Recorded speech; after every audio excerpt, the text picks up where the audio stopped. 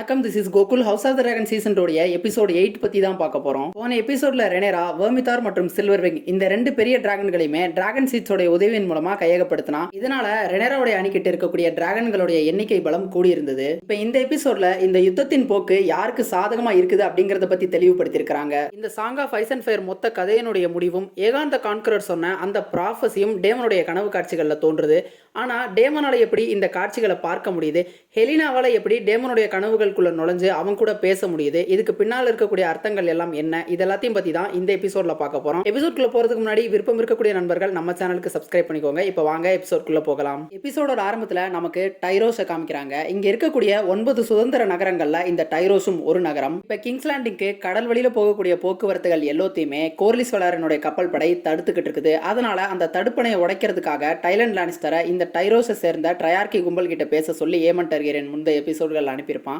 அதை தொடர்ந்து டைலண்டும் இங்க வந்து சேர்ந்துட்டான். அங்க இருக்கக்கூடிய அந்த ட்ரையார்கி குழு தலைவர்கள் கிட்ட டைலண்ட் பேசிக்கிட்டு இருக்கிறான். ஆனா அவனுங்க இவனுடைய கோரிக்கைக்கு உடன்படுற மாதிரியே தெரியல. அவனுங்க டைலண்ட் கிட்ட அளவுக்கு அதிகமா பணத்தை எதிர்பார்க்கறானுங்க. எந்த அளவுக்கு அப்படின்னு பாத்தீங்கன்னா, ஒரு கப்பலுக்கு கொடுக்க வேண்டிய பணத்தை ஒரே ஒரு நபருக்கு கொடுக்கணும் அப்படின்னு சொல்லி கோரிக்கை வைக்கிறானுங்க. அவனுங்க இவ்வளவு அதிகமா பணம் எதிர்பார்க்கறதுக்கான காரணம் என்ன அப்படின்னு பாத்தீங்கன்னா, டைலண்ட் ஒரு லானிஸ்டர் வம்சத்தை சேர்ந்தவன் அப்படிங்கிறது தான். இந்த லானிஸ்டர்ஸ் வசிக்கக்கூடிய காஸ்டர்லி ராக்ல பாத்தீங்க அப்படின்னா தங்க சுரங்கம் இருக்கும். அந்த தங்க சுரங்கம் தான் இவங்களை ஒரு பணக்கார வம்சமா மாத்துனுச்சு. இந்த காரணத்தினாலேயே இவங்க கிட்ட தங்கம் கொட்டி கிடக்கும் அப்படிங்கிற காரணத்தினால அதிக பணத்தை அவனுங்க எதிர்பார்க்கறானுங்க. ஆனா டைலண்ட் இப்ப போர் சூழல் நிலவர காரணத்தினால எங்களால அவ்வளவு பணத்தை செலவழிக்க முடியாதுன்னு சொல்லிடுறான். உடனே அங்க இருந்த தலைவர்கள்ல ஒருத்தன், அப்படின்னா நீங்க எங்களுக்கு ஸ்டெப் ஸ்டோன்ஸ் கொடுத்துருங்கன்னு கேட்கறான். போன சீசன்ல இந்த ஸ்டெப் ஸ்டோன்ஸ்க்காக தான் இவனுங்களுக்கும் கோர்லிஸ் வளையரனுக்கும் பயங்கரமான போர்லாம் நிகழ்ந்தது. அதனால இப்ப அவனுங்க ஸ்டெப் ஸ்டோன்ஸை கேட்கறானுங்க. ஆனா இதுல இருக்கக்கூடிய பிரச்சனை என்ன அப்படின்னா, கிங்ஸ் லேண்டிங்குள்ள எந்த கப்பல் வந்தாலுமே அதெல்லாம் ஸ்டெப் ஸ்டோன்ஸை கடந்து தான் வந்தாகணும். இப்ப அந்த ஸ்டெப் ஸ்டோன்ஸை இவனுங்க கிட்ட கொடுத்துட்டோம் அப்படின்னா இனிமேல் அங்க இவனுங்க வைக்கிறது தான் சட்டம். டைலண்டுக்கும் இது தெரிஞ்சிருக்குது. உங்ககிட்ட ஸ்டெப் ஸ்டோன்ஸை நாங்க கொடுத்துட்டா நீங்க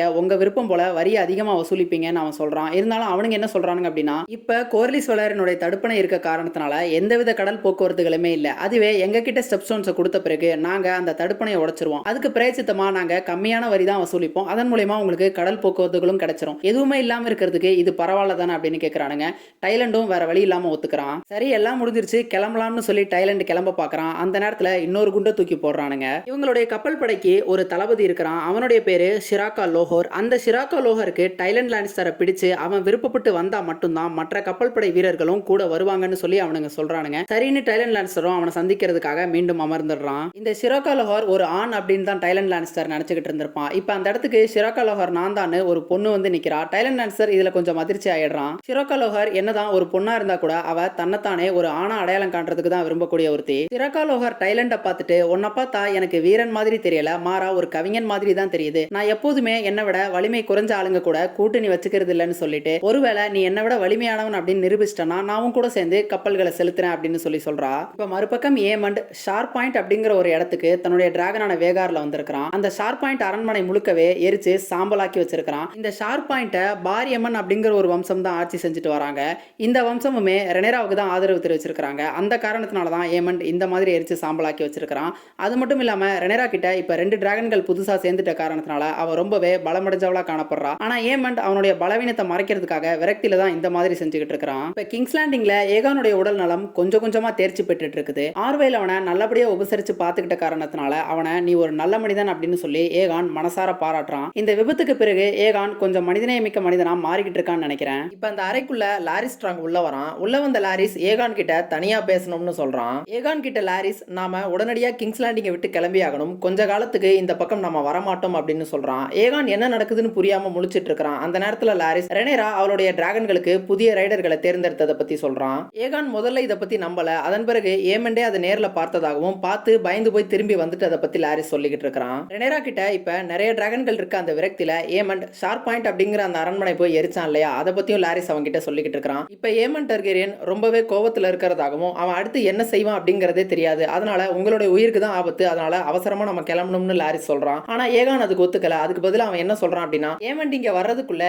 என்னுடைய அரியாசனத்துக்கு அழைச்சிட்டு போங்க, நான் என்னுடைய அதிகாரத்தை பயன்படுத்தி ஏமண்ட கைது செஞ்சிடுறேன் அப்படின்னு ஒரு யோசனையை சொல்றான். அதுக்கு லாரிஸ், சரி, ஏமண்ட நீங்க கைது செஞ்சிருவீங்க. ஆனா ரெனரா கிட்ட இப்ப 7 டிராகன்கள் இருக்குது. அவ அந்த 7 டிராகன்களோட இங்க கிங்ஸ் லேண்டிங்க்கு நம்மள தாக்க வரபோது நம்ம கிட்ட ஏமண்டும் வேகார் இல்லாம நம்மளால என்ன செய்ய முடியும்னு கேக்குறான். ஏகான் இந்த ஒரு கோணத்துல யோசிக்கவே இல்ல. பிளாரிஸ் ஹார்னாலுக்கு வருமானமா வந்த பொற்காசுகள் எல்லாத்தையுமே பிராவோஸ்ல இருக்கக்கூடிய அயன் பேங்க் அப்படிங்கிற ஒரு வங்கியில முதலீடு செஞ்சு வச்சிருக்கிறதா சொல்றான். அதனால அந்த தங்கங்களை பயன்படுத்தி நாம எசோஸ்ல போய் வாழலாம் அப்படின்னு ஏகான் அழைக்கிறான். இங்க ஏமண்டும் ரெனராவும் ஒருத்தர் அடிச்சுக்கிட்டு இருக்கட்டும். அதுக்கிடையில நாம இங்க வர வேணாம். அது வரைக்கும் நாம எசோஸ்ல போய் இருக்கலாம் அப்படிங்கிறது தான் லாரிஸோடைய திட்டம். ஆனா ஏகானுக்கு இங்க இருந்து போய் எசோஸ்ல வாழணும் அப்படிங்கறதுல விருப்பம் இல்ல. அவன் தன்னுடைய அவல நிலை பத்தி லாரிஸ் கிட்ட சொல்லிக்கிட்டு இருக்கான். ஏகானுடைய டிராகன் சன்ஃபயர் இறந்து போயிட்டதா சொல்றான். அது மட்டும் இல்லாம அவனுமே இப்ப ஊனமா இருக்கிறான். ஏகானுடைய டிராகன் சன்ஃபயர் முன்னாடி இறந்த மாதிரி சொல்லியிருக்க மாட்டாங்க. அது பலத்த காயமடைஞ்சிருக்கு, ஆனா உயிரோட தான் இருக்குன்ற மாதிரி தான் கிறிஸ்டன் கோல் சொல்லியிருப்பான். ஆனா இப்ப ஏகான் தெரியாம சொல்றானா இல்ல நிஜமாவே இறந்துருச்சா அப்படிங்கிறது தெரியல. காத்திருந்து பார்ப்போம். இது எல்லாத்துக்குமே மேல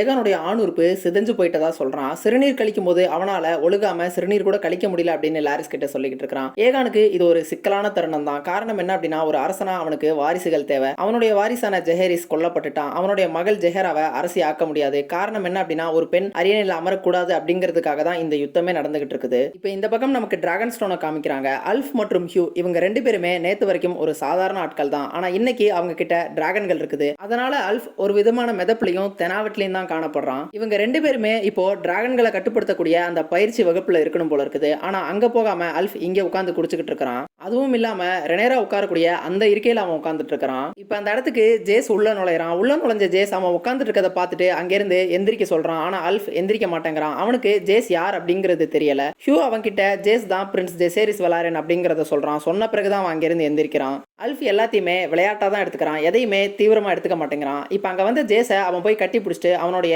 முடியின் நேரத்தை பத்தி பேசிக்கிட்டு இருக்கான். அது மட்டும் இல்லாம அவன் ஜேஸ் கிட்ட நீயும் நானும் ஒண்ணுதான், நம்ம 2 பேருமே ஒரே துணில இருந்து வெட்டப்பட்டவங்க தான் அப்படின்னு சொல்றான். இவன் என்ன அர்த்தத்துல சொல்றான் அப்படின்னா, இவங்க 2 பேருமே பாதி டர்கேரியன்கள் தானே, அதை தான் இப்படி சொல்றான். இதை நினைச்சுதான் ஜேஸ் பயந்திருப்பான். இப்ப இவங்க கிட்டயும் டிராகன் இருக்க காரணத்தினால இவங்களுக்கும் ஜேஸ்க்கும் எந்தவித வித்தியாசமும் இல்லாம போயிடுச்சு. அல்ஃபோடைய இந்த நடவடிக்கையினால ஜேஸ் ரொம்பவே எரிச்சல் அடைறான். அவன் அல்ஃப் கிட்ட கடந்த 1 மணி நேரத்துல ஏமண்ட் ஷார்ப் பாயிண்டை எரிச்ச அந்த செய்தியை பத்தி சொல்றான். அப்படிப்பட்ட ஒரு எதிரியை எதிர்கொள்றதுக்கு நீ தயாரா இருக்கிறியா? எங்களுடைய வேலைகள் உன்னால கெட்டு போச்சு அப்படின்னா என்னால உன்னை தூக்குல கூட போட முடியும். தூக்குல போடுறது மட்டும் இல்லாம இறந்து போன உன்னோட உடலை நாய்க்கு உணவாவும் போட முடியும்னு ஜேஸ் அவனை ஒரு மிரட்டுறான். அல்ஃபும் ஜேஸ் கிட்ட மன்னிப்பு கேட்டுட்டு அந்த 2 பேரும் அந்த அறையிலிருந்து வெளியில போயிடுறாங்க. மறுபக்கம் ட்ரிஃப்மார்க்குக்கு கோர்லிஸை சந்திக்கிறதுக்காக ரெனேரா வந்திருக்கிறா. ரெனேராவுக்கு தன்னுடைய டிராகன்களுக்கு புதிய ரைடர்கள் கிடைச்சிட்டாங்க அப்படிங்கறதுல மகிழ்ச்சி தான். இருந்தாலும் அவங்க எல்லாருமே முழுசா நம்ப முடியல அப்படின்னு கோர்லிஸ் கிட்ட சொல்றா. குறைஞ்சபட்சம் ஆடமாவது கோர்லிஸ்க்கு தெரிஞ்சவன், அதனால அவனை நம்பலாம் இல்லையா அப்படின்னு கோர்லிஸ் கிட்ட கேட்கிறா. ஆனா கோர்லிஸ் அதுக்கு ஆடம் என்னுடைய தொழிலாளர்கள்ல ஒருத்தன், நான் கேள்விப்பட்ட வரைக்கும் அவன் நேர்மையானவன், அது மட்டும் இல்லாம நல்லா வேலை செய்யக்கூடியவன் தெரியுமே தவிர வேற எதுவும் எனக்கு தெரியாது அப்படின்னு சொல்லிடுறாரு. கோர்லிஸ் இப்பவும் ஆடம் தன்னுடைய பாஸ்டர்ட் பையன் தான் அப்படிங்கறத ரெனேரா கிட்ட சொல்லல, அதை மறைச்சிடுறாரு. கோர்லிஸ் ரெனேரா கிட்ட நம்ம கிட்ட நிறைய டிராகன்கள் இருக்குது, அதனால நமக்கான நேரம் இதுதான், நாம இப்பவே செயல்பட்டு ஆகணும் அப்படின்னு சொல்றாரு. அதுக்கு ரெனேரா,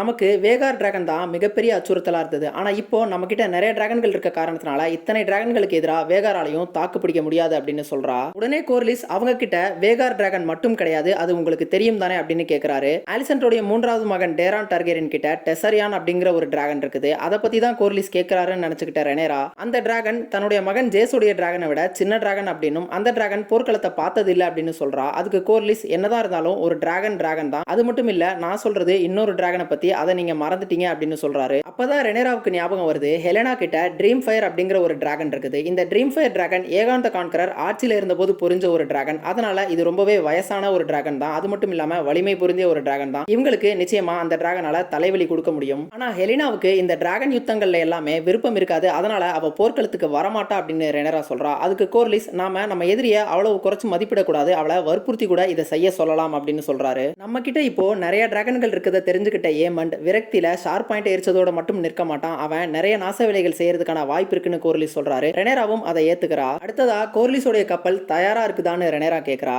இந்த கப்பலுடைய பெயர் சீ ஸ்னேக். கோர்லிஸ் தன்னுடைய பட்ட பெயரையே இந்த கப்பலுக்கு பெயரா சூட்டி இருக்கிறாரு. கப்பல் தயாரா இருக்கிறதாகவும் அடுத்ததா தடுப்பணை இருக்கக்கூடிய அந்த கல்லட் பகுதிக்கு பகுதிக்கு இவங்க போக போறதா சொல்றாரு. லானிஸ்டர்ஸ் உடைய கப்பல் படை வந்தாலும் சரி, கிரேஜாய்ஸ் உடைய கப்பல் படை வந்தாலும் சரி, நம்மளால சமாளிச்சிட முடியும் அப்படின்னு ரெனேராவுக்கு அவர் நம்பிக்கை கொடுக்கிறாரு. அதோட கோர்லிஸ் இப்ப தன்னுடைய கப்பலுக்கு புதிய ஒரு பெயரை சூட்டி இருக்கிறதா சொல்றாரு. அவர் இந்த கப்பல்ல தான் செஞ்ச சாதனைகள் காரணமா தான் தன்னுடைய பெயரையே இந்த கப்பலுக்கு சூட்டி இருப்பாரு. ஆனா இனிமேல் அவர் செய்ய போறது எல்லாமே தன்னுடைய மனைவிக்காக தான் அப்படின்னும் அவர் மனைவியின் நினைவாதான் அப்படின்னு சொல்லிட்டு அதனால இந்த கப்பலுக்கு த குவீன் ஹூ நெவர் வாஸ் அப்படிங்கிற பெயரை சூட்டி இருக்கிறதா சொல்றாரு. கோர்லிஸ் ரெனேரா கிட்ட நாம இப்ப தயாரா இருக்கிறோம். உங்ககிட்ட 6 டிராகன்கள் இருக்குது, என்னுடைய கப்பல் படையும் இருக்குது. ஒரு பக்கம் லானிஸ்டர் படையும் இன்னொரு பக்கம் ஹைட்டவர் படையும் முன்னேறி வந்துகிட்டு இருக்காங்க. நாம நாட்களை கடத்தாம அவங்கள இப்பவே வீழ்த்தி ஆகணும். அது மட்டும் இல்லாம டேமனுடைய நிலை என்ன அப்படிங்கிறதும் தெரியல, அதையும் நாம கவனிச்சாகணும்னு சொல்றாரு. ரெனேராவும் அதை ஏத்துக்கிறா. இப்போ நமக்கு ஹாரன் ஹால்ல டேமனை காமிக்கிறாங்க. பலவித போராட்டங்களுக்கு பிறகு இந்த ரிவர்லாண்ட்ஸ்ல இந்த ரிவர்லார்ட்ஸ் எல்லாருமே உள்ளடக்கின ஒரு பெரிய படைய டேமன் கடைசியா திரட்டிட்டான். இப்போ அவன் கிட்ட வந்த லார்ட் பைப்பர் இந்த ரிவர்லாண்ட்ஸ்ல இருந்த நிறைய ஆடுகளை வித்துட்டதாகவும் பன்றிகளை கெராக்சிஸ் டிராகன் சாப்பிடுமா அப்படின்னு சொல்லி கேட்கறான். டேமனும் அதுக்கு ஏற்பாடு செய்யுங்க அப்படின்னு சொல்லிட்டு அந்த படையினரை மேற்பார்வை பார்த்துட்டு போயிட்டு இருக்கான். அந்த நேரத்துல ரெனேரா முந்தைய எபிசோட்கள் அனுப்பின சர் ஆல்ஃபிரட் ரூம் இங்க வந்து சேர்ந்துட்டாரு. அவர் டேமன் கிட்ட பேச வராரு. ஆனா டேமன் ரெனேரா தான் இவர் அனுப்பியிருப்பா அப்படின்னு தெரிஞ்சுக்கிட்டு அவனை பெருசா கண்டுக்காம நக்கலா சிரிச்சுட்டு போயிட்டு இருக்கான். ஆல்ஃபிரட் டேமன் கிட்ட வந்து நான் உங்ககிட்ட கொஞ்சம் தனியா பேசணும் அப்படின்னு சொல்றான். உடனே டேமனும் அவனும் அந்த வேர்வுட் மரத்தடியில நின்று தனியா பேச ஆரம்பிக்கிறாங்க. ஆல்ஃபிரட் ஏதோ சொல்ல வரான். அதுக்கு முன்னாடியே அந்த காத்துல துரோகி அப்படிங்கிற ஒரு சத்தம் அவனுக்கு கேக்குது. ஏதாவது நீங்க கேட்டீங்களான்னு டேமன் கிட்ட கேக்குறான். இந்த இடமே அப்படிதான்ப்பா, நீ சொல்ல வந்தது சொல்லு அப்படின்னு சொல்லி டேமன் கேக்குறான். ஆல்ஃபிரட் டேமன் கிட்ட நீங்க எவ்வளவு பெரிய படையை திரட்டி இருக்கீங்க, ஆனா அங்க ரெனேரா நாங்க சொல்ற எதையுமே கேட்கறது இல்ல, அதனால நமக்கு மிகப்பெரிய பலவீனம் தான் ஏற்பட்டு இருக்கு. இப்ப நமக்கு தேவையெல்லாம் உங்களை மாதிரி ஒரு வலிமையான ஆள் தான். அதனால நீங்க உங்களை நீங்களே அரசனா அறிவிச்சிட்டீங்க அப்படின்னா இங்க இருக்கக்கூடிய சிற்றரசர்கள் எல்லாருமே உங்களை பின்தொடருவாங்க. ரெனேராவுடைய எண்ணங்கள் நல்லதா இருக்கலாம், ஆனா நமக்கு இப்ப தேவையெல்லாம் ஒரு அரசன் தான். அதனால நீங்க அரசரா பொறுப்பேற்றுக்கணும் அப்படின்னு சொல்றான். ஏற்கனவே டேமன் இந்த ஒரு எண்ணத்துல தான் இருந்திருப்பான். இப்ப இவன் இப்படி சொல்றதன் மூலமா என்ன நடக்க போகுது அப்படிங்கிறது தெரியல. இவங்க பேசிக்கிட்டு இருக்கத மறைஞ்சிருந்து கேட்ட சைமன் ஸ்ட்ராங் ரெனேராவுக்கு இந்த செய்தியை தூதா அனுப்பிடுறாரு. இப்ப கிங்ஸ் லேண்டிங்க்கு திரும்ப வந்த ஏமண்ட் கிட்ட ஜாஸ்பர் வைல்ட் ரெனேரா எப்படி டர்கேரியன் பாஸ்டர்ட்ஸ் எல்லாரையும் கப்பல்கள் மூலமா அழைச்சுக்கிட்டா அப்படிங்கிற அந்த செய்தியை பத்தி சொல்லிக்கிட்டு இருக்காரு. இதை கேட்ட ஏமண்ட் இனிமேல் எந்தவித கப்பல்களும் நம்முடைய அனுமதி இல்லாம நம்ம துறைமுகத்துக்கு உள்ளேயும் வரக்கூடாது, வெளியிலயும் போகக்கூடாது, சீக்கிரம் உத்தரவு பிறப்பிங்க அப்படின்னு சொல்றான். ஆனா இப்படி செஞ்சா மீன்பிடி கப்பல்கள் எல்லாம் நகரத்துக்குள்ள வர முடியாம போறதுக்கான வாய்ப்பு இருக்குது. ஏற்கனவே மக்கள் எல்லாம் மீன்கள் மட்டும் தான் சாப்பிட்டுட்டு இருக்காங்க. இப்ப அதுவும் இல்லனா ரொம்பவே சிரமமா போயிடும்னு ஜாஸ்பர் வைல்ட் ஏமண்ட் கிட்ட எடுத்து சொல்லி பாக்குறான். ஆனா ஏமண்ட்க்கு இத பத்தி எல்லாம் கவலையே இல்ல. மக்கள் எல்லாம் இந்த தியாகத்தை செஞ்சுதான் ஆகணும் அப்படின்னு சொல்லி இந்த உத்தரவை பிறப்பிக்க சொல்லிட்டு போயிடுறான். இப்ப இங்க ஆலிசன்டும் ஹெலினாவும் பேசிக்கிட்டு இருக்காங்க. இந்த தடுப்பணைய ரெனேராவுடைய அணியை சேர்ந்தவங்க தானே உருவாக்கி இருக்காங்க, அப்புறம் ஏன் மக்கள் எல்லாம் நம்ம மேல கோவமா இருக்காங்கன்னு ஹெலினா ஆலிசன் கிட்ட கேக்குறா. மக்கள் எல்லாம் பசியில இருக்காங்க, அதனால அவங்களுக்கு உணவளிக்க வேண்டியது அரசவையில் இருக்கக்கூடிய நம்மளுடைய கடமை அப்படின்னு மக்கள் எல்லாம் எதிர்பார்க்கறதா ஆலிசன் அவளுக்கு எடுத்து சொல்றா. ஹெலினா ஆலிசன் கிட்ட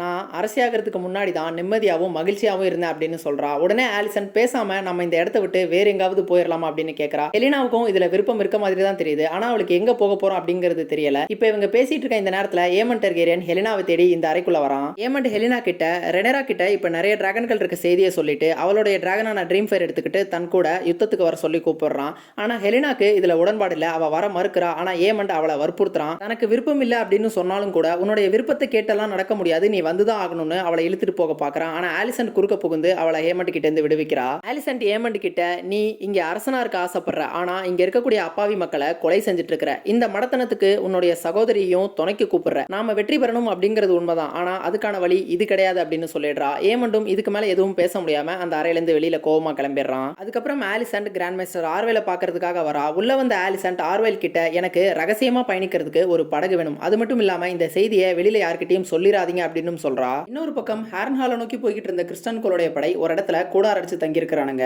கிறிஸ்டன் ஆலிசன் கொடுத்த அந்த கர்ச்சீவை வச்சுக்கிட்டு அவளை பத்தியே நினைச்சுக்கிட்டு இருக்கான். குவைனுக்கு இவங்களுக்கு இடையில இருந்த அந்த ரகசிய உறவை பத்தி எப்படியோ தெரிஞ்சிருச்சுங்க. அவன் கிறிஸ்டன் கிட்ட நீ உன்னுடைய உறுதிமொழியை மதிக்கவே மாட்டியா, சாதாரண ஒரு வேலைக்காரருடைய மகன் நீ, ஆனா என்னுடைய சகோதரி இந்த 7 தேசங்களுக்குமே அரசி, அவ கூடயே நீ உறவு வச்சுக்கிட்டு இருக்கியா அப்படின்னு கேட்கறான். அப்ப குவைனுக்கு ஆலிசன் உறவு வச்சுட்டு இருக்கிறதுல பிரச்சனை இல்ல, ஒரு வேலைக்காரருடைய மகன் கூட அவ உறவு வச்சுட்டு இருக்கிறது தான் பிரச்சனை போல இருக்குது. நீ செஞ்ச இந்த குற்றத்துக்காக உன்னை நான் வாளுக்கு அனுப்ப முடியும்னு குவைன் சொல்றான். அதுக்கு கிறிஸ்டன் ஆமா உங்களால அனுப்ப முடியும், ஆனா என் கூட சேர்ந்து உங்களுடைய வம்சமான ஹைட்டவர் பேரும் கெட்டுதான் போகும் அப்படின்னு சொல்றான். கிறிஸ்டன் தன்னுடைய உயிரை ஆலிசன் தான் 2 முறை காப்பாத்தினதா சொல்றாங்க. போன சீசன்ல ரெனேராவுடைய திருமணத்தின் போது லேனாருடைய பாய் ஃப்ரெண்டான ஜாஃப்ரி லான்மூத்தை கிறிஸ்டன் அடிச்சே கொண்டிருப்பான். அதன் பிறகு அவன் தற்கொலை செஞ்சிருக்கிறதுக்காகவும் வந்திருப்பான். அந்த நேரத்துல ஆலிசன் தான் அவனை காப்பாத்திருப்பா. ஜாஃப்ரியை கொண்ட குற்றத்துக்காக கிறிஸ்டனுக்கு மரண தண்டனை விதிச்சிருப்பாங்க போல இருக்குது. அதுல இருந்தும் கிறிஸ்டனை ஆலிசன் தான் விடுவிச்சிருக்கா. அதையும் இப்ப குவைன் கிட்ட அவன் சொல்லிக்கிட்டு இருக்கான். நான் இப்படி பேசுறதுனால எனக்குள்ள குற்ற உணர்ச்சி இல்ல அப்படின்னு நீங்க நினைக்காதீங்க, பெண்கள் மேல கொண்ட மோகத்தினாலதான் என்னுடைய வாழ்க்கையில நிறைய பிரச்சனைகள் வந்ததுன்னு சொல்லி குவைன் கிட்ட கிறிஸ்டன் சொல்றான். அதுக்கு குவைன் அப்படின்னா உன்னுடைய மோகத்தை நீ கட்டுப்படுத்த பயன்படுத்த கத்துக்க. உன் கூட இருக்கக்கூடிய கிங்ஸ் கார்ட்ஸ் எல்லாம் அப்படித்தானே செய்றாங்க அப்படின்னு கேக்குறான்.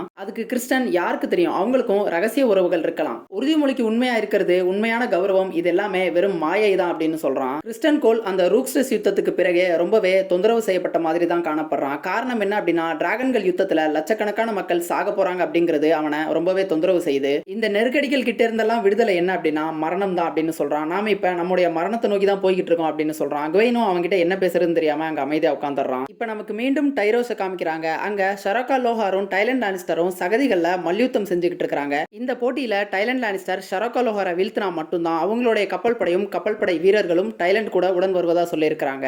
ஆனா இந்த போட்டியில டைலண்ட் லானிஸ்டர் அவ்வளவு எளிதா வெற்றி பெற்றிட முடியும் அப்படின்னு தோணல. காரணம் என்னன்னா, ஷரக்கா லோஹார் அவனை போட்டு புரட்டி புரட்டி எடுத்துக்கிட்டு இருக்கா. கடைசியா ஒரு வழியா டைலண்ட் ஷரக்கா லோஹார் அடிச்சு கீழே தள்ளிடுறான். இதுல ஈர்க்கப்பட்ட ஷரக்கா லோஹார் டைலண்ட் கிட்ட, நீ ரொம்ப நல்லா சண்டை போட்ட, எனக்கு உன்னை பிடிச்சிருக்குது, நான் இரவு உணவுக்கு பிறகு உனக்கு கப்பல்களை கொடுக்கலாமா வேணாமாங்கிறத பத்தி யோசிக்கிறேன் அப்படின்னு சொல்றா. அப்புறம் டைலண்ட் கிட்ட வந்து, நீ இரவு உணவுக்கு மனித கறி சாப்பிடுவதானே, இங்க அதுதான் இருக்கு அப்படின்னு சொல்றா. இதுல ஆச்சரியம் அடைஞ்ச டைலண்ட், நான் அதெல்லாம் சாப்பிட மாட்டேன் அப்படிங்கிறான். நான் சும்மா விளையாட்டுக்கு தான்ப்பா சொன்னேன் அப்படின்னு சிரிச்சுட்டு அங்க உள்ள போயிடுறாங்க. இப்ப டைலண்ட கூப்பிட்டு வச்சு ஷராக்கோ பாட்டு பாட சொல்லிக்கிட்டு இருக்கா. இவனை ஒரு வழியாக்காம கப்பல்களை கொடுக்க மாட்டானுங்க போல இருக்குது. அவனும் வேற வழி இல்லாம பாடிக்கிட்டு இருக்கிறான். கடைசியா ஷராக்கோ டைலண்ட் கிட்ட, எனக்கு உன்னை ரொம்ப பிடிச்சு போயிருச்சு, அதனால நான் கண்டிப்பா உன் கூட கப்பல் படையை செலுத்துறதுக்கு தயாரா இருக்கிறேன் அப்படின்னு சொல்றா. இப்பதான் டைலண்ட்க்கு பெருமூச்சே வருது. இப்ப அங்க இருக்கக்கூடிய மத்த வீரர்கள் கிட்ட, நாளைக்கு நாம கல்லட்டை நோக்கி போக போறோம், அந்த கோர்லிஸ் வளரனுக்கு நாம யார் அப்படிங்கறத நிரூபிக்க வேண்டிய நேரம் வந்துருச்சுன்னு அங்க இருக்கக்கூடிய வீரர்கள் எல்லாத்தையுமே உற்சாகப்படுத்துறா. சரிமா, தூங்க வேண்டிய நேரம் வந்துருச்சு, நான் போய் தூங்குறேன்னு டைலண்ட் அங்க இருந்து எந்திரிக்க பாக்குறான். உடனே ஷராக்கோ அவனை பிடிச்சு உட்கார வச்சு, எனக்கு உன்னை ரொம்ப பிடிச்சு போச்சு, நீ ரொம்ப அழகா இருக்கிற, அதனால எனக்கு உன் மூலியமா குழந்தைகள் வேணும் அப்படின்னு சொல்றா. இந்த ஷராக்கோ தன்னைத்தானே ஆணா கருதுற காரணத்தினால நிறைய பெண்களையே திருமணம் செஞ்சிருக்காங்க. அதனால அவ என்ன சொல்றா அப்படின்னா, டைலண்ட் இவளுடைய மனைவிகள் கூட கலவி கொள்ளணும், அதன் மூலியமா வரக்கூடிய குழந்தைகளை இவ வளர்ப்பேன் அப்படின்னு சொல்றா. டைலண்டும் என்ன சொல்றதுன்னு தெரியாம அங்க முழிச்சிட்டு இருக்கான். உங்களுடைய கப்பல் படைக்காக இன்னும் வேற என்னெல்லாம் நான் செய்யணுங்கிற மாதிரி இருக்கு அவனுடைய முகபாவம். இப்ப டிராகன் ஸ்டோன்ல ஜேஸ் நிம்மதி இல்லாம குழப்பத்திலையும் சிந்தனையிலும் இருக்கிறான். அவனுக்கு இன்னமும் அந்த பாஸ்டர்ஸ் கிட்ட டிராகன்களை கொடுத்ததுல விருப்பம் இல்ல. இதனால ஜேஸ்க்கும் அவங்களுக்கும் எந்த வித்தியாசமும் இல்ல அப்படின்னு அவன் உணர்றான். இப்ப அந்த இடத்துக்கு பேலா வந்து ஜேஸ்க்கு கொஞ்சம் ஆறுதல் சொல்றா. பேலா ஜேஸ் கிட்ட, அவனுங்க கிட்ட டிராகன் இருக்க காரணத்தினாலேயே நீயும் அவங்களும் ஒன்னாகிட முடியாது, நீ இந்த 7 தேசங்களின் ராணியுடைய மகன், நீ தான் பட்டத்து இளவரசனும் கூட, அதனால நீ இப்படி மனசை போட்டு குழப்பிட்டு இருக்க தேவையில்லை அப்படின்னு சொல்றா. நீ என்ன நினைச்சிட்டு இருக்கிற, முதலா இந்த உலகத்திலே நீ தான் முறையற்ற வாரிசு அப்படின்னு நினைச்சிட்டு இருக்கிறியா, இந்த மாதிரி நிறைய பேர் இதுக்கு முன்னாலேயும் இருந்திருக்காங்க, அதனால இதை ஒரு பெரிய விஷயமா நீ எடுத்துக்க தேவையில்லை அப்படின்னு சொல்றா. பேலா இவ்வளவு சொன்ன பிறகும் கூட ஜேஸ் சமாதானமான மாதிரி தெரியல. அதனால கடைசியா பேலா அவங்கிட்ட என்ன சொல்றா அப்படின்னா, நீ இன்னமும் உன்னை நீயே தகுதியற்றவன் அப்படின்னு நினைச்சுக்கிட்டு இருந்தீனா, நீ எழுந்து வந்து உன்னுடைய தகுதியை நிரூபிச்சு காட்டணும், அதை விட்டுட்டு இங்க இப்படி நேரத்தை வீணடிக்காத அப்படின்னு சொல்றா. இப்ப புதுசா கிடைச்சிருக்கக்கூடிய ரைடர்களுக்காக ரெனேரா ஒரு விருந்து ஏற்பாடு செஞ்சிருக்கிறா. பேலாவுடைய சமாதானத்துக்கு பிறகு ஜேசும் அந்த விருந்துல கலந்துருக்கிறான். அங்க எல்லாருமே அமைதியா உட்கார்ந்து சாப்பிட்டுக்கிட்டு இருக்க, அல்ஃப் மட்டும் பயங்கரமா கத்திக்கிட்டும் கூச்சல் போட்டுக்கிட்டும் சாப்பிட்டுக்கிட்டு இருக்கிறான். அவனை சொல்லியும் குத்தம் இல்ல, அவன் இந்த மாதிரியான அரச விருந்துகளுக்கு பழகாதவன் தானே. ரெனேரா இப்ப அவங்க கிட்ட, நீங்க எனக்கு ஒழுங்கா சேவை செஞ்சீங்கன்னா நான் உங்களை நைட் ஆக்குவேன் அப்படின்னு சொல்றா. ஒரு சாதாரண ஆள் நைட் ஆகுறது அப்படிங்கிறது அவனுடைய வாழ்நாள்ல மிகப்பெரிய சாதனை தான். ஆனா இப்ப இவங்க கிட்ட டிராகன்ஸ் இருக்க காரணத்தினால அவங்க ஏதோ ஒரு அரண்மனைக்கு தங்களை லார்ட் ஆக்கணும் அப்படின்னு தான் எதிர்பார்ப்பாங்க. ஆனா ரெனேரா நைட்ஸ் ஆக்குவேன் அப்படின்னு தான் சொல்றா. பொறுத்து இருந்து பார்ப்போம். சரி, நாங்க என்ன செய்யணும்னு ஹியூவும் ஆடமும் கேட்கறாங்க. அதுக்கு ரெனேரா, நம்முடைய எதிரிகளுடைய வலிமையான கோட்டைகள் எது அப்படின்னு பாத்தீங்கன்னா ஓல்ட் டவுனும் லானிஸ் போர்ட்டும் தான். இந்த 2 கோட்டைகளையும் நம்ம எரிச்சு தரமட்டமாக்கணும் அப்படின்னு சொல்றா. இன்னும் 3 நாட்கள்ல நீங்க அங்க போக போறீங்க அப்படின்னு சொல்றா. ஆனா இதனால பல அப்பாவிகளுடைய உயிரும் பலியாகுமேன்னு பேலாவும் ஹியூவும் கேட்கறாங்க. இருந்தாலும் ரெனேரா, நாம இந்த தியாகத்தை செஞ்சுதான் ஆகணும், இல்லனா இதை விட அதிகமான உயிரிழப்புகளை நம்ம சந்திக்க நேரிடும் அப்படின்னு சொல்றா. சரி, வேகார் என்ன பண்றதுன்னு ஆடம் கேட்க, அதுக்கு ரெனேரா, வேகார் வலிமையான டிராகன் தான், இருந்தாலும் 3 டிராகன்களுக்கு எதிராக அதால தாக்கு பிடிக்க முடியாது, அதனால நம்ம வேகாரையும் வீழ்த்திடலாம் அப்படின்னு சொல்றா. இதை கேட்ட அல்ஃப், எனக்கு 3 டிராகன்கள்லாம் தேவையே கிடையாது, என்னுடைய சில்வர் விங் டிராகன்ல தனியாளா நான் வேகாரை வீழ்த்திடுவேன். ஆடம் மாதிரி ஒரு சில ஆட்கள் பயப்படலாம், ஆனா நான் பயமறியாதவன் அப்படின்னு சொல்றான். இவன் இப்படி அதீத தன்னம்பிக்கையில பேசுறதுக்கு கண்டிப்பா எங்கேயோ உண்ட வாங்க போறான் அப்படின்னு தாங்க எனக்கு தோணுது. நேரம் வரும்பொழுது நம்மள யார் வீரன் யார் கோலை அப்படிங்கிறது தெரியும்னு ஆடம் அவனுக்கு பதில் அளிக்கிறான். இப்ப அல்ஃப், எனக்கு இன்னும் கொஞ்சம் வைன் வேணும்னு மீண்டும் சத்தமா கேட்கறான். உடனே ரெனேரா, உங்களை நைட் ஆக்கணும்னா நீங்க கொஞ்சம் அடக்கமா இருக்க கத்துக்கணும் அப்படின்னு சொல்றா. அப்ப நான் என்னை இப்பவே நைட் ஆக்கிருங்க, நான் அடக்கமா இருக்க கத்துக்கிறேன்னு அல்ஃப் அவளுக்கு பதில் அளிக்கிறான். இதுல கடுப்பான ஜேஸ், நீ யாருங்கிறதையே மறந்துட்டு பேசிக்கிட்டு இருக்கிற, கொஞ்சம் நாக்கு அடக்கி பேசு அப்படின்னு சொல்றான். உடனே அல்ஃப், உங்களுக்கெல்லாம் நகைச்சுவைனா என்னன்னே தெரியாதா, எப்போதுமே இப்படிதான் உருனே இருப்பீங்களா அப்படின்னு சொல்றான். இவங்க பேசிக்கிட்டு இருக்க இந்த நேரம் ஹாரன் ஹால்ல இருந்து சைமன் ஸ்ட்ராங் அனுப்பின அந்த தூது செய்தி இங்க ரெனேராவுக்கு வந்து சேர்ந்துருச்சு. அந்த செய்தியை மேஸ்டர் ஜெரார்டிஸ் மூலியமா தெரிஞ்சுக்கிட்ட ரெனேரா இப்ப ஹாரன் ஹாலை நோக்கி போறதுக்காக ஆடம துணைக்கு கூப்பிட்டுக்கிட்டு அங்க கிளம்புறதுக்கு தயாராகிறா. தனக்கு பதிலா ஆடம கூப்பிட்டதுனால ஜேசும் வருத்தமா தான் காணப்படுறான். இப்ப ஹாரன் ஹால்ல டேமன் தூங்கிட்டு இருக்கான். அவன் பக்கத்துல ஆலிஸ் ரிவர்ஸ் உட்கார்ந்துட்டு இருக்கா. உட்கார்ந்துட்டு இருக்கிறது மட்டும் இல்லாம அவ அழுதுகிட்டு இருக்கா. இவ எதுக்காக அழுதுட்டு இருக்கா அப்படிங்கிறது தெரியல. டேமன் ஆலிஸ் கிட்ட, ஏமா நீலாம் எல்லாம் தூங்கவே மாட்டியா அப்படின்னு கேட்கறான். அதுக்கு ஆலிஸ் நான் அந்த காட் சூட் மரத்தடிக்கு போக போறேன் அப்படின்னு டேமன் கிட்ட சொல்லிட்டு அங்க போறா. இது எதுக்கு இவ என்கிட்ட சொல்றான்னு புரியாத டேமன் அவ பின்னாடியே போறான். அந்த காட் சூட் மரத்துக்கு அடியில டேமனுக்கு கொம்புகள் கொண்ட ஒரு மனிதனை பாக்குற மாதிரி தோன்றுது. இதுவும் ஏதோ பிரம்மதான் அப்படின்னு அவன் அதை பெருசா பொருட்படுத்திக்கல. இந்த மனிதர்களை கிரீன் மென் அப்படின்னு அழைப்பாங்க. ஹாரன்ஹாலுக்கு எதிர்த்தாப்புல ஐல் ஆஃப் ஃபேசஸ் அப்படிங்கிற ஒரு இடம் இருக்குது. அந்த இடத்துல வசிக்கக்கூடியவங்க தான் இந்த கிரீன் மென். இந்த கிரீன் மென் பத்தி நம்ம டீடைலா இன்னொரு எபிசோட்ல பார்ப்போம். போற வழியில ஆலிஸ் டேமன் கிட்ட நீங்க முதல்ல வந்தபோது நீ தான் வானத்தையே வில்லா வளைக்க பிறந்தவன் நினைச்சுக்கிட்டு இருந்த. ஆனா இப்போ இந்த உலகம் அப்படி இயங்காது அப்படிங்கறத நீ புரிஞ்சுக்கிட்ட. இங்க இப்ப நடந்துகிட்டு இருக்கிறது எல்லாமே அரங்கேற்றப்பட்ட ஒரு நாடகம் தான். இந்த நாடகத்துல உன்னுடைய பங்கு என்ன அப்படிங்கறத தெரிஞ்சுக்க நீ இப்ப தயாராயிட்டேன்னு சொன்ன ஆலிஸ் டேமனுடைய கையை அந்த காட் சூட் மரத்துக்கிட்ட கொண்டு போறா.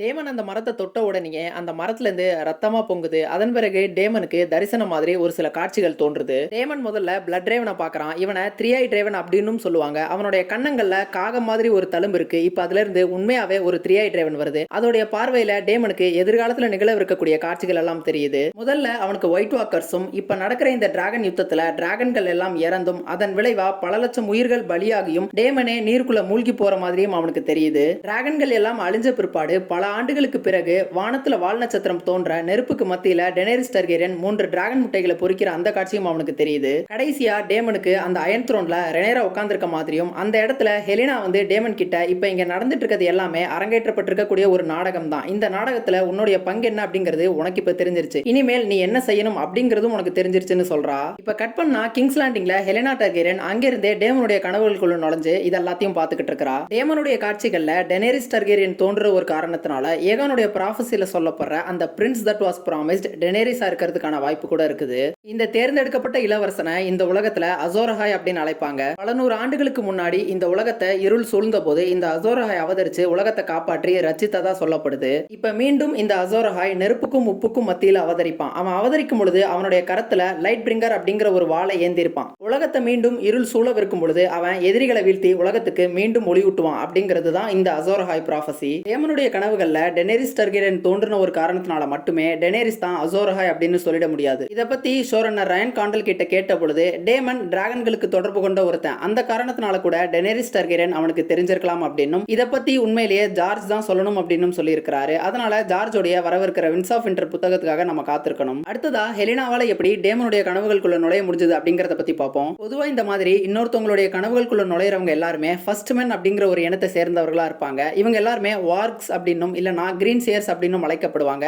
உதாரணமா நம்ம ஹவுஸ் ஸ்டார்க், ஹவுஸ் ஸ்ட்ராங் இவங்க எல்லாருமே ஃபர்ஸ்ட் மென் அப்படிங்கிற இனத்தை சேர்ந்தவங்க தான். ஆனா ஹெலினா ஒரு டார்கெரியன் அப்படிங்கிற காரணத்தினால அவ வெலேரியன் இனத்தை சேர்ந்தவ. இதனால வரைக்கும் ஹெலினாவால எதிர்காலத்தை உணர மட்டும் தான் முடியும் அப்படின்னு நினைச்சுக்கிட்டு இருந்தோம். ஆனா இப்போ அவளால எதிர்காலத்தை பார்க்கவும் முடியும் அப்படின்னு நம்ம தெரிஞ்சுக்கிட்டோம். இப்ப அவ கிட்ட ஏமன் டார்கெரியன் அங்க வர்றான். வந்தவன் அவளை மீண்டும் யுத்தத்துக்கு வர சொல்லி கூப்பிடுறான். ஹெலினா ஏமன் கிட்ட ஒருவேளை நான் வர்றதுக்கு மறுத்துட்டா நீ ஏகான எரிச்ச மாதிரி என்னையும் எரிச்சிருவியா அப்படின்னு கேட்கறா. இதை கொஞ்சமும் எதிர்பார்க்காத ஏமன் அதிர்ச்சி ஆகிடுறான். அது ஒரு பொய், நான் ஏகான எரிக்கவே இல்லை அப்படின்னு சொல்லி ஏமன் சொல்றான். ஆனா ஹெலினா அவன் கிட்ட நீ எரிச்சதை நான் என்னோட 2 கண்ணால பார்த்தேன், நீ தான் அவனை எரிச்சு அவனை கீழே விழுந்து சாக விட்டுட்ட அப்படின்னு சொல்லி சொல்றா. ஏகான் மீண்டும் அரசனாவான். அவன் அவனுக்கான வெற்றியை இனிமேல் தான் பார்க்க போறான். அவன் ஒரு மரத்தாலான அரியணையில உட்கார்ந்துருக்கும் பொழுது நீ இறந்து போயிருப்ப, காட்ஸைனால நீ விழுங்கப்பட்டிருப்பேன்னு ஹெலினா அவன் கிட்ட சொல்றா. நீ இப்படி பேசுறதுக்காக உனக்கு என்னால மரண தண்டனை கொடுக்க முடியும்னு ஏமன் சொல்றான். என்ன கொன்னுட்டாலும் இது எதுவுமே மாற போறது இல்லைன்னு ஹெலினா சொல்றா. இதனால் வரைக்கும் தன்கிட்ட வேகார் டிராகன் இருக்கிற காரணத்தினால இந்த யுத்தத்துல அவன் தான் நாயகன் அப்படின்னு நினைச்சுக்கிட்டு இருந்திருப்பான். ஆனா இப்ப சமீப காலமா ரெனேரா கிட்ட 2 டிராகன்கள் கிடைச்சது, அப்புறம் இப்ப ஹெலினா இப்படி பேசுறது, இதெல்லாத்தையும் வச்சு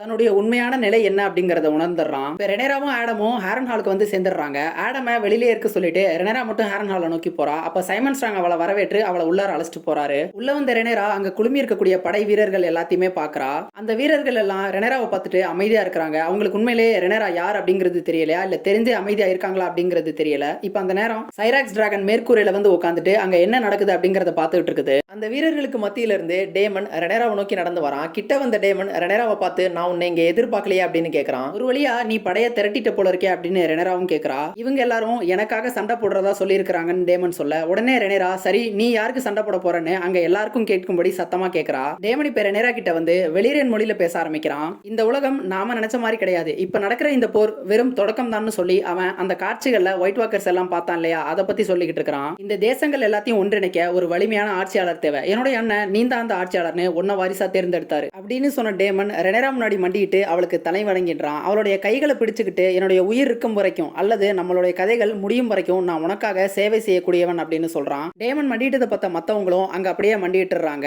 ஆனா ஆல்ஃபிரட் ப்ளூம் மட்டும் பதட்டமா காணப்படுறான். இப்ப எழுந்த டேமன் அவனுடைய உரையிலிருந்து அவனுடைய வாளை வெளியில எடுத்து நம்மள வீழ போற ஒவ்வொருத்தருக்கும் எதிரணியில 100 பேர் வீழ்வாங்க, இனிமேல் கருணைங்கிறதே இருக்காது, நாமெல்லாம் நம்ம அரசிக்காக சண்டையிட போறோம்னு சொல்லி அங்க உற்சாக கூச்சல்களை எழுப்புறான். இதை கேட்ட வீரர்களும் பயங்கரமா உற்சாகம் அடைஞ்சிடறாங்க. ரெனேரா இது எல்லாத்தையும் மகிழ்ச்சியோட பாத்துக்கிட்டு இருக்க அவளுக்கு பின்னாடி சைமன் ஸ்ட்ராங்கும் அவளை விட மகிழ்ச்சியா பாத்துக்கிட்டு இருக்காரு. ஆனா ஆல்ஃபிரட் ப்ளூம் மட்டும் அங்கிருந்து நகர்ந்து எங்கேயோ தப்பிக்க போற மாதிரி போய்கிட்டு இருக்கான். இப்ப இங்க ட்ரிஃப்ட்மார்க்ல கோர்லிஸும் ஆலினும் பேசிக்கிறாங்க. ஆலின் என்னதான் நல்லா வேலை செஞ்சாலும் கூட அவன் மற்ற வீரர்கள் கிட்ட இருந்து அமைதியாகவும் விலகியே இருக்கிறதா கோர்லிஸ் குற்றம் சாட்டுறாரு. இந்த மாதிரி இருந்தா மற்ற வீரர்கள் கிட்ட ஒரு நல்ல தலைவனா வழி நடத்த முடியாது அப்படின்னு சொல்றாரு. அதுக்கு ஆலின் நான் தலைவனா இருக்கணும்னு ஆசைப்படலையே அப்படின்னு சொல்றான். அதுக்கு கோர்லிஸ் உனக்கு கொடுத்திருக்க இந்த பதவிக்காக இங்க எத்தனை பேர் போட்டி போடுறாங்கன்னு தெரியுமான்னு கேட்கிறாரு. அதுக்கு ஆலின் சரி நான் என்ன நானே மேம்படுத்திக்க முயற்சி செய்யறேன்னு சொல்லிட்டு அங்கிருந்து உடனே கிளம்ப பாக்குறான். கோர்லிஸ் அவனை குற்றம் சாட்டுறதே இந்த ஒரு நடத்தையினாலதான். ஆனா அவன் இதையே அவர்கிட்டையும் மீண்டும் செய்யறான். இதுல கோபமான கோர்லிஸ் அவனை மீண்டும் கூப்பிட்டு நான் உனக்கு உதவுதான் முயற்சி செய்யறேன், அது உனக்கு புரியுதா இல்லையா அப்படின்னு கேட்கிறாரு. இந்த வார்த்தைகள்ல கோபமான ஆலின் அவர்கிட்ட வந்து அவன் மனசுல பல்லாண்டு காலமா அடக்கி வச்சிருந்த ஆதங்கங்கள் எல்லாத்தையுமே குட்டி தீக்கிறான். இந்த ஆலினும் ஆடமும் கோர்லிஸோடைய பாஸ்டன் மகன்கள் தானே. ஆனா இவங்க சின்ன வயசா இருக்கும்போது கோர்லிஸ் இவங்களை கண்டுகிட்டதே கிடையாது. அதுக்கு பதிலா லேனார்க்கு தான் எல்லா செல்வங்களையும் அவர் கொடுத்துக்கிட்டு இருந்தாரு, எல்லா மதிப்புகளையும் அவர் கொடுத்துக்கிட்டு இருந்தாரு. ஆலின் சின்ன வயசா இருக்கும்போது அவன் மீன்கள் வித்து பிழைச்சுக்கிட்டு இருந்ததாகவும் பல நாட்கள் அவன் பட்னியா தூங்கி இருக்கிறதாவும் சொல்றான். ஆனா அந்த நேரத்துல கோர்லிஸ் தன்னுடைய மகனான லேனாரோட செல்வ செழிப்போட வாழ்ந்துகிட்டு இருந்ததா குற்றம் சாட்டுறான். இப்ப இத்தனை ஆண்டுகளுக்கு பிறகு அவருடைய மகனும் வாரிசுகள் எல்லாருமே இறந்த பிறகுதான் உங்களுக்கு நான் கண்ணுக்கு தெரியறேன்னு சொல்லி அவர்கிட்ட ஆலின் கேட்கிறான். நான் ஒரு கௌரவமான ஆளு, நான் இந்த போர்ல தப்பிச்சு மீண்டும் உயிர் வாழ நேரிட்டா நான் அப்ப கூட உங்ககிட்ட எந்த விதமான உதவியும் கேட்க மாட்டேன், நான் என்னோட உழைப்பாளவே வாழணும் அப்படின்னு தான் ஆசைப்படுறேன்னு சொல்லிட்டு ஆலின் அங்கிருந்து கிளம்பிடுறான். கோர்லிஸும் குற்ற உணர்ச்சியில எதுவுமே பேச முடியாம அங்க நிக்கிறாரு. இப்ப நமக்கு மறுபக்கம் வேலை காமிக்கிறாங்க. வேல்ல ரேனா அந்த டிராகனை தொடர்ந்து போனா இல்லையா, எத்தனை நாளா இப்படி போய்கிட்டு இருக்கா அப்படிங்கிறது தெரியல. சாப்பாடும் தண்ணியும் இல்லாம பயங்கர கஷ்டத்தோட அந்த டிராகனையே தேடி அலைஞ்சிட்டு இருக்கா. அங்க ஒரு சின்ன ஓடை வருது, அதுல தண்ணியை குடிச்சிட்டு மீண்டும் டிராகனை தேடி தான் அலைஞ்சிட்டு இருக்கா. ரேனா கடைசியா ஒரு இடத்துக்கு வந்து நிக்கிறா. அங்கிருந்து பார்க்கும் பொழுது வானத்துல ஒரு டிராகன் பறந்துட்டு இருக்க மாதிரி தெரியுது. அந்த திசையை நோக்கி கடைசியா இப்ப ரேனா ஓட ஆரம்பிக்கிறா. இப்ப ஹேரன் ஹால்ல இருந்து திரும்ப டிராகன் ஸ்டோனுக்கு வந்த ரெனேரா மிசாரியா கிட்ட பேசிக்கிட்டு இருக்கா. மிசாரியா ரெனேரா கிட்ட இந்த யுத்தம் ரெனேராவுக்கு சாதகமா இருக்கிறதாகவும் கடவுளுடைய ஆதரவு ரெனேராவின் பக்கம் இருக்கிறதாகவும் சொல்றா. ஆனா ரெனேரா என்னதான் இதெல்லாம் இருந்தாலும் கூட இந்த யுத்தத்தை நான் வென்றெடுக்கணும் அப்படின்னா பல்லாயிரக்கணக்கான மக்களை கொன்று குவிக்க வேண்டி இருக்குது அப்படின்னு சொல்லி வருத்தப்படுறா. என்னுடைய அப்பா இதுக்கெல்லாம் கண்டிப்பா விரும்பி இருக்க மாட்டார்னு ரெனேரா சொல்லவே மிசாரியா அவகிட்ட உங்களுடைய அப்பா உங்களுக்கு வேற தேர்வுகள் எதையும் விட்டு வைக்கலையே அப்படின்னு கேட்கிறா. நீங்க நீதி தவறாத ஒரு ஆள், அதனால இந்த யுத்தத்தை நீங்க வென்றெடுக்க வேண்டியது காலத்தின் கட்டாயம்னு மிசாரியா சொல்றா. அதுக்கு ரெனேரா உண்மைதான், ஆனா இதுக்கான விலையை யார் கொடுப்பான்னு கேட்கிறா. உடனே மிசாரியா எதுவுமே பேசாம அங்க பறந்துட்டு இருக்கக்கூடிய டிராகன்களை பாக்குறா. இப்ப ரெனேரா தூங்குறதுக்கு முயற்சி செஞ்சுட்டு இருக்க போது அவருடைய குயின்ஸ் கார்டு ரெனேராவை எழுப்பி கீழே அழைச்சிட்டு வராரு. அங்க பார்த்தா ஆலிசன்ட் வந்து நிக்கிறா. இந்த யுத்தம் தீவிரமடைறதுக்கு முன்னாடி கடைசியா ஒரு வாட்டி ரெனேரா கிட்ட பேசிடணும் அப்படிங்கிறதுக்காக தான் ஆலிசன்ட் இங்க வந்திருக்கா. ஆலிசன்ட் ரெனேரா கிட்ட தன்னுடைய தற்போதைய நிலை பத்தி சொல்றா. தன்னுடைய கணவன் விசேரிஸ் இறந்துட்டாரு, அவளுடைய அப்பா கிட்ட இருந்து எந்த பதிலும் இல்ல, அவளுடைய சொந்த மகனே அவளை அரசவையில இருந்து நீக்கிட்டான், அவளுடைய காதலனும் தன்னை கைவிட்டுட்டதா ஆலிசன்ட் ரெனேரா கிட்ட சொல்றா. இதை கேட்ட ரெனேரா காதலனா நீ தான் ஒழுக்கம் தவறாத அரசியாச்சே அப்படின்னு கேட்கிறா. உன்னுடைய அப்பா இறந்துட்டாலும் எனக்குன்னு ஒரு சில ஆசைகள் உண்டு, அதை நான் என் காதலன் கிட்ட தேடிக்கிட்டேன். உண்மைதான், நமக்கெல்லாம் ஆசைகள் உண்டு, ஆனா நீ ஒழுக்கத்தை தானே உன்னுடைய அடையாளமா பிரகடனப்படுத்திக்கிட்டு இருப்பேன்னு ரெனேரா கேட்கிறா. உண்மைதான், ஒழுக்கமும் நமக்கு விதிக்கப்பட்டிருக்கக்கூடிய சில வழிமுறைகளை பின்பற்றுறது தான் நமக்கான பாதுகாப்புன்னு நான் நினைச்சுக்கிட்டு இருந்தேன், ஆனா அதுவே என்னை இந்த நிலைமைக்கு கொண்டு வந்து விடும்னு நான் நினைக்கலன்னு ஆலிசன் சொல்றா. எனக்கு இப்போ ஆட்சி செய்யணும் அப்படிங்கிற எந்த எண்ணமும் கிடையாது, என்னுடைய எண்ணம் எல்லாமே என்னுடைய மகளும் அவளுடைய மகளும் நிம்மதியா இருந்தாலே போதும், அதனால நான் இங்க இருந்து தொலைதூரம் போயிடுறேன் அப்படின்னு ஆலிசன் சொல்றா. அதுக்கு ரெனேரா அதுக்கெல்லாம் காலம் கடந்து போயிருச்சுன்னு நீயே உன் வாய்ப்படவே சொன்னியே அப்படின்னு கேட்கிறா. இது எல்லாத்துக்குமே மேல இந்த யுத்தத்துக்கு முக்கிய காரணமே நீ தானு ரெனேரா கேட்க, அதுக்கு ஆலிசன்ட் உன்னுடைய அப்பா விரும்பினதான் நினைச்சுதான் நான் இதெல்லாம் செஞ்சேன்னு சொல்றா. சரி அப்புறம் ஏன் இங்க வந்திருக்கிற, நீ கிளம்பி போ அப்படின்னு சொல்லி ரெனேரா கோவமா சொல்றா. ஆலிசன்ட் கொஞ்ச நேரம் யோசனைக்கு பிறகு ரெனேரா கிட்ட வந்து உன்னுடைய அப்பா கடைசி வரைக்கும் உன்னுடைய அம்மா எம்மாவை நேசிக்கிறத நிறுத்தவே இல்லை, என்னதான் அவருக்கு என்ன பிடிச்சிருந்தாலும் கூட உன்னுடைய அம்மா மேலதான் அவர் அதிக நேசம் வச்சிருந்தாரு, அதன் காரணமா தான் உன்னை வாரிசாக்குனாரு, கடைசி வரைக்கும் அவர் அந்த முடிவுல மாறவே இல்லை அப்படின்னு சொல்றா. இதெல்லாம் தெரிஞ்சும் கூட கடைசியில நீ ஏகானதான அரசனாக்குன, இப்ப எதுக்காக இங்க வந்திருக்கிற அப்படின்னு ரெனேரா கேட்க ஆலிசன்ட் அவகிட்ட ஏமண்ட் கூடிய விரைவில் அவனுடைய டிராகன் எடுத்துக்கிட்டு கிறிஸ்டன் கோலோட ரிவர்லாண்ட்ஸ்ல போய் இணைஞ்சிருவான். அந்த நேரம் ஹெலினா கிட்ட அரசியா முழு அதிகாரமும் வந்துடும். அப்ப நீ கிங்ஸ் லேண்டிங்க்கு வந்தினா நான் எங்க கிட்ட இருக்கிற வீரர்கள் எல்லாரையுமே பணிய சொல்லிடுறேன், நீயும் அயன்த்ரோனை கைப்பற்றிடலாம் அப்படின்னு ஆலிசன் சொல்றா. இப்பவும் உன்கிட்ட தான் பலம் அதிகமா இருக்குது, அதனால நீ அயன்த்ரோனை கைப்பற்றின பிறகு இந்த போர் நிச்சயமா நின்றும்னு ஆலிசன் சொல்லவே ரெனேரா ஆச்சரியம் கலந்த சிரிப்போட சரி அப்ப ஏகான என்ன செய்யலாம் அப்படின்னு கேட்கிறா. அதுக்கு ஆலிசன்ட் ஏகான் இப்போ மீள முடியாத ஒரு நிலைக்கு போயிட்டான், அவனை நான் எப்படியாவது பேசி உன் முன்னால மண்டியிட செஞ்சிடறேன்னு ஆலிசன் சொல்ல வரா. அதுக்குள்ளாரவே ரெனேரா குறுக்கிட்டு நீ இப்ப கூட உன்னுடைய மகனை காப்பாத்திரலாம்னு நினைக்கிற. நீ நினைச்ச உடனே இங்க வருவ, உனக்கு வேண்டியதெல்லாம் பேசி உனக்கு வேண்டியதெல்லாம் எடுத்துட்டு போயிடலாம் அப்படின்னு நினைக்கிறியா? உனக்கு உண்மை நல்லா தெரியும். நான் அயன் த்ரோனை கைப்பற்றணும் அப்படின்னா கண்டிப்பா ஏகான் செத்து மடியணும். எல்லாரும் முன்னிலையிலும் ஏகானுடைய தலை துண்டிக்கப்படணும். அப்பதான் என்னால அயன் த்ரோனை கைப்பற்ற முடியும். இந்த உண்மை உனக்கும் தெரியும். நானும் என்னுடைய மகனை இழந்துட்டு தான் நிக்கிறேன். அதனால ஒரு மகனுக்கு இன்னொரு மகன் தான் ஈடா இருக்க முடியும். நீ இப்ப தேர்ந்தெடுக்க வேண்டிய நிலையில இருக்க. உன்னுடைய முடிவு என்னன்னு ரெனேரா கேக்குறா. இதுக்கு வேற வழியே கிடையாதுன்றத புரிஞ்சுக்கிட்ட ஆலிசன்ட் கடைசியா தன்னுடைய மகனை காவு கொடுக்கறதுக்காக ஒத்துக்கிறா. போன சீசன்ல ஏகான் எனக்கு அரியாசனமே வேணாம், நான் ரெனேராவுக்கு எதிராக சவாலா வரவே மாட்டேன்னு சொல்லியிருப்பான். அந்த நேரத்துல ஆலிசன்ட் நீ உயிரோடு இருக்கிறதே ரெனேராவுக்கு சவால் தான், அதனால கண்டிப்பா உன்னை கொன்றுவா அப்படின்னு சொல்லியிருப்பா. ஏகான் சொன்ன மாதிரி பேசாம இருந்திருந்து ரெனேராவையே அரசியாக்கி இருந்தா கூட இந்நேரம் ஏகான் உயிரோடு இருந்திருக்கலாம். இந்த மாதிரியான சூழ்நிலையே ஏற்பட்டிருக்காது. ஆனா ஆலிசன்ட் அப்ப இந்த மாதிரி பேசிட்டு இப்போ தன்னுடைய மகனே காவு கொடுக்கறதுக்கு தயாராயிட்டா. இன்னும் 3 தினங்கள்ல நீ ரெட் கீப்புக்கு வந்து உன்னுடைய அயன் த்ரோனை கைப்பற்றிக்கோன்னு ஆலிசன்ட் சொல்றா. இதை கேட்ட ரெனேரா வரலாறு உன்னை மிக கொடிய ஒரு வில்லியா சித்தரிக்கும். அதிகாரத்துக்காக மிக கேவலமா ஆசைப்பட்ட ஒரு அரசி கடைசியா தோற்கடிக்கப்பட்டான்னு வரலாறுகள் எழுதப்படும் அப்படின்னு ரெனேரா சொல்றா. அதுக்கு ஆலிசன்ட் நான் இறந்த பிறகு என்னை பத்தி என்ன எழுதப்படுதுங்கிறத பத்தி எனக்கு கவலை இல்லைன்னு சொல்றா. ரெனேராவும் ஆலிசன்ட் சொல்றதுக்கு ஒத்துக்கிட்டு அவளை போ சொல்லிடுறா. இன்னும் 3 தினங்கள்ல ரெட் கீப்புக்கு போய் அயன் த்ரோனை கைப்பற்ற போறதுதான் ரெனேராவுடைய திட்டம். அதே நேரம் டிராகன் சீட்ஸ் எல்லாம் போருக்கு தயாராயிட்டு இருக்காங்க. ஓல்ட் டவுன் மற்றும் லானிஸ்போர்ட் இந்த 2 நகரங்களையும் எரிக்கிறது தான் இவங்களுடைய அடுத்த திட்டம். ஹைட்டவர் படையும் டேரான் டர்கெரியனோட டிராகன் டெசரியானோட இப்ப ரிவர்லாண்ட்ஸை நோக்கி வந்துகிட்டு இருக்காங்க. அதே நேரம் நம்ம ஸ்டார்க் படை ஃப்ரே வம்சத்துடைய அந்த ட்வின்ஸ் பாலத்தை கடந்துட்டாங்க. ரிவர்லாண்ட்ஸை நோக்கி வந்துகிட்டு இருந்த லானிஸ்டர் படை ட்ரைடன் நதிக்கரைக்கு வந்து சேர்ந்துட்டாங்க. இன்னொரு பக்கம் வேல்ல டிராகனை தேடி போய்கிட்டு இருந்த ரேனா கடைசியா அந்த டிராகனை பார்த்துட்டா. இந்த டிராகனுடைய பேர் தான் ஷீப் ஸ்டீலர். இந்த டிராகனை ரேனா கிளைம் பண்ணிடும் அப்படின்னு தான் நினைக்கிறேன். மறுபக்கம் எல்லாரும் தன்னை நோக்கி வரட்டும்னு டேமன் ஹாரன் ஹால்ல தன்னுடைய படையோட வெயிட் பண்ணிக்கிட்டு இருக்கான். அதே நேரம் ஷரக்கலோகருடைய தலைமையிலான கப்பல் படை கல்லட்டை நோக்கி போய்கிட்டு இருக்காங்க. நம்ம கோர்லிஸும் அவருடைய கப்பலை நோக்கி போய்கிட்டு இருக்காரு. இப்படி காலாட் படை, கப்பல் படை, டிராகன் படை அப்படின்னு எல்லா படைகளும் போருக்கான அறைகோலுக்காக தயாரா இருக்காங்க. ஒரு வகையில இந்த போருக்கான முக்கிய காரணமா இருக்கக்கூடிய ஆட்டோ ஹைட்டவரை யாரோ சிறைப்படுத்தி வச்சிருக்காங்க. இந்த போர்ல ஏகானுக்கு எதுவும் ஆயிடக்கூடாது அப்படிங்கிற காரணத்தினால லாரி ஸ்ட்ராங் ஏகானை மிக தந்திரமா ஈஸ்ட நோக்கி அழைச்சிட்டு போயிட்டு இருக்கான். கடைசியா ஆலிசன்ட் இந்த அரச பொறுப்புகள்ல இருந்தெல்லாம் விடுத்து சுதந்திரமா உணர்றா. ஆனா அதே நேரம் ரெனேரா பல நூற்றாண்டு கால வரலாறுகளுடைய பாரத்தோட அங்க டிராகன் ஸ்டோன்ல நின்னுகிட்டு இருக்கா. இதோட நமக்கு இந்த எபிசோட் முடியுது. இது வரைக்கும் தொடர்ந்து பார்த்த எல்லா நண்பர்களுக்குமே நன்றி. இந்த ஹவுஸ் ஆஃப் தி டிராகன் சீரிஸை ஆரம்பத்துல இருந்தே இப்ப வரைக்கும் தொடர்ந்து பார்த்துட்டு நமக்கு ஆதரவு தெரிவிச்சிட்டு இருக்க நண்பர்களுக்கும் கூடுதல் நன்றி. இதுக்கப்புறம் நான் வேற எதுவும் சீரிஸ் பேசணும் அப்படின்னு நீங்க நினைச்சீங்க அப்படின்னா கமெண்ட் பாக்ஸ்ல தாராளமா சொல்லுங்க. நன்றி.